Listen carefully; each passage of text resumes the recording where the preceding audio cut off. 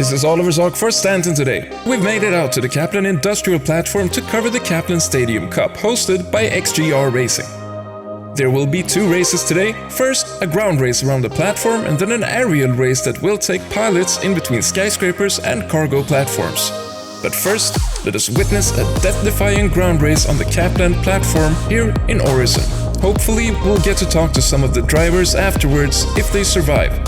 I'm Oliver Zark, and I'm here to take you through the highlights of the Caplan Stadium Cup. After a rocky start for all teams, 3 drivers managed to qualify for the finals. These are images from Team Fancy Pants during a qualifying heat where they managed to get to the final race.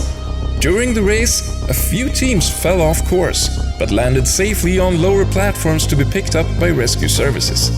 And it was a risky course, where at one point even the camera crew blew up. It was so dangerous, in fact, that no teams showed up at the finish line.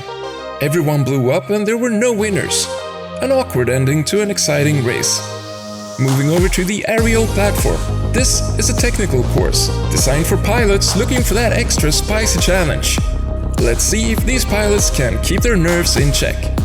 The race started out with a blast where the first turn claimed several pilots and their ships. Between the Caplan cargo struts, pilots fought hard for a spot in the final race.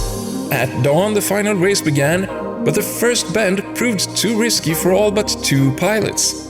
The 2 were neck to neck between the cargo struts, but after flying through the skyscrapers and cargo platforms, only 1 pilot remained. And as the only pilot across the finish line, Black Mace finished the aerial race in first place and headed off to the after party. Here we see him pull up to the party, ready to receive his trophy. But in the end, no one is a winner in this race. Not even Black Mace. This has been an interesting race to cover, as it's one of the racing leagues sprung out of the medical revolution of 2949.